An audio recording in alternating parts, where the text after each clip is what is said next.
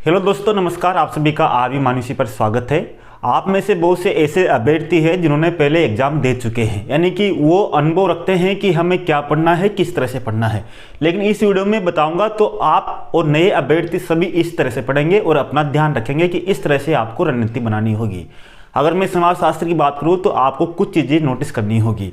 अगर मैं बात करूं तो आपके समाजशास्त्र में कुल मिलाकर आपके 6 अध्याय हैं, यानी कि समाजशास्त्र का अर्थ, प्रकृति, परिप्रेक्ष्य, मूलावधान है, समाज, सामाजिक समूह, परिस्थिति, भूमिका, सामाजिक परिवर्तन, जाति, वर्ग, सामाजिक समस्याएं, वन, आश्रम, धर्म, पुरुषार्थ, विवाह, परिवार। इस तरह से आपके 6 अध्याय है। लेकिन आपने एक बार नोटिस किया क्या, इसमें से कुल मिलाकर आपके 18 क्वेश्चन आते हैं। कुल कितने? 18 क्वेश्चन आते हैं। अब 18 क्वेश्चन में से आप हर साल, यानी कि 2009 से ही देख लो आप, तो 2009 से लेकर अब तक लेटेस्ट जो आपके एग्जाम हुआ 2022 का हुआ, हर बार आपके 18-19 क्वेश्चन पूछे जाते हैं। लेकिन आपने कभी इस बात को नोटिस नहीं किया होगा कि जो 18 क्वेश्चन होते हैं उन 18 क्वेश्चन में से 4 से 5 क्वेश्चन आपके समाजशास्त्र में परिभाषाओं से आते हैं और 4 से 5 क्वेश्चन आपके पुस्तकों से आते हैं। यानी कि कौन सी पुस्तकों को सम्मिलित कीजिए, जैसे व्हाट इज सोशियोलॉजी पुस्तक किसने लिखी, जैसे मैकावेलिन पेज की पुस्तक कौन सी है, दुर्किम की कौन सी है, सिरोकिन की कौन सी है, ये अलग अलग, ऑगस्ट कॉम्टे की कौन सी है। इस तरह से आपके पुस्तकें आती है 4-5 और 4-5 परिभाषाएं आती है। यानी कुल मिलाकर मैं मान सकता हूं कि 18 में से आपके 8 क्वेश्चन जो है आपकी परिभाषाओं से और पुस्तकों से आते हैं। ये चीजें आपने पहले भी देखी होगी, जिसे मैं आपको लेटेस्ट एग्जाम बता देता हूं। 2022 का जो पेपर है उसमें आपके 4 परिभाषा है। इस तरह से आपको हर पेपर में, यानी कि चाहे आपके 2018 वाला हो या 2016 वाला हो या 2013 वाला हो, उसमें सब में आपको 4-4 परिभाषाएं मिल जाएगी। मैं आपको 2022 की जो 4 परिभाषा पूछी गई थी वो आपको बता देता हूं। जैसे एक सामाजिक भूमिका व्यक्ति का किसी समूह या परिस्थिति में व्यवहार का प्रतिमान है जिसकी आशा उससे की जाती है। परिभाषा किसने दी थी? इसे लुंडबर्गर ने दी थी। ये परिभाषा होगी आपकी एक। दूसरी, केवल इन्हीं में परिवर्तन है जिसे हम सामाजिक परिवर्तन कहते हैं। ये परिभाषा किसने दी थी? मैकावेलिन पेज ने दी थी। काम अवधारणा का सामूहिक प्रयोग जन्मजात अभिलाषाओं और चालकों की संपूर्णता को व्यक्त करता है। ये परिभाषा किसने दी थी? विवाह संतानों को जन्म देने, पालन पोषण से संबंधित एक संविदा है। ये परिभाषा किसने दी थी? इस तरह से आपकी 4 परिभाषा पूछी गई। ठीक है, अब आपकी 4 परिभाषा दी गई और 4 ही पुस्तकें आपकी इस पेपर में पूछी गई थी समाजशास्त्र में। अब आप एक चीज देखना, अब आप बैलेंस देखोगे। जैसे मैं कह दूं कि आपको सफलता प्राप्त करने के लिए आपको 18 में से 8 नंबर लाने हैं। ठीक है, कितने नंबर लाने हैं आपको? 8 नंबर लाने हैं। अब 18 में से आपको 8 नंबर लाने हैं तो आपके समक्ष क्या है?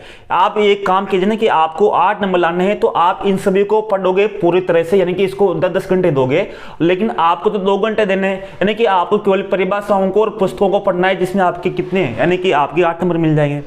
यानी कि कहने का मतलब ये है कि आपको ये करना है, आपने नहीं किया होगा तो करना होगा आपको। यानी कि आपको 8 में से 8 नंबर, जैसे मान लीजिए अगर मैं 18 में से बात करूँ तो आपके 8 नंबर, यानी कि 10 नंबर, यानी कि जैसे मैं बात करूँ 10 नंबर तो आपके इन सब में से आएंगे और 8 नंबर आपके परिभाषाओं पुस्तकों से आएंगे। तो 10 का मतलब 10 जो क्वेश्चन है उसका मतलब मैं मान लेता हूँ आपके 60% और आपके इसका मान लीजिए आपका 40%, यानी कि 18 में से 8 क्वेश्चन आ रहे हैं तो आपको 40%। अब आपको करते क्या हो, यानी कि आप क्या करते हो, 40% यानी 60% 10 क्वेश्चन के लिए आप अपनी समाजशास्त्र में जो पढ़ाई करते हो, समाजशास्त्र विषय की पढ़ाई करते हो, तो 60% जो 10 क्वेश्चन है उसमें अपना 90% लगाती हो। कितना परसेंट? 90%।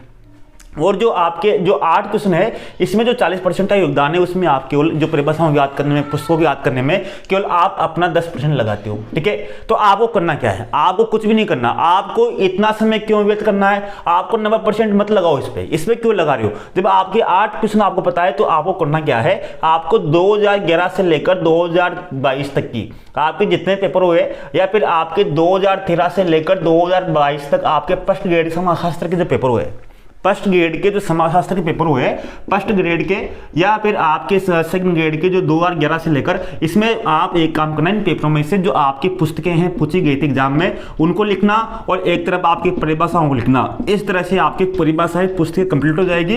फर्स्ट ग्रेड में भी आपकी पुस्तकें और परिभाषाएं कंप्लीट हो जाएगी। ठीक है, इस तरह से आप एक जगह इनको लिख लेना। मैंने आपको दे रखा है, ऐप में दे रखा है, आपके पूरे क्वेश्चन दे रखे हैं, आपके फर्स्ट ग्रेड के पेपर दे रखे हैं, कौन कौन से हैं। अब ये काम आपको करना है। यानी कि कुल मिलाकर आपके इन पेपरों से बनेगी जो पुस्तकें लगभग आपको 40 से 60 के बीच पुस्तकें बनेगी और परिभाषाएं भी आपके 40 से 60 के बीच में, यानी कि अधिक भी हो सकती है, इतनी बनेगी। इन आपके केवल 150 क्वेश्चन में से परिभाषाओं पुस्तकों में से ही आपके पूरे के पूरे 7 से 8 क्वेश्चन बन जाएंगे। यानी कि कहना मतलब ये है कि आप 4 से 5 घंटे में इतने मिनट लगेंगे, 4 से 5 घंटे में आप 18 में से 8 क्वेश्चन सही कर सकते हो। यही होती है रणनीति। यानी कि आप एक तो बहुत पढ़ रहे हो, इसको याद कर रहे हो, जाति कर रहे हो, परिस्थिति कर रहे हो, भूमिका कर रहे हो, इसकी विशेषता याद कर रहे हो, ऐसे कर रहे हो, तब भी आपके उतने नंबर आ रहे हैं। और आप एक तरह से आपको पता है कि ये चीज़ आपको पता है कि 8 क्वेश्चन तो यहाँ से ही आएंगे। प्रत्येक विषय की अलग अलग रणनीति होती है, इन चीज़ों को आपको ध्यान रखना होगा।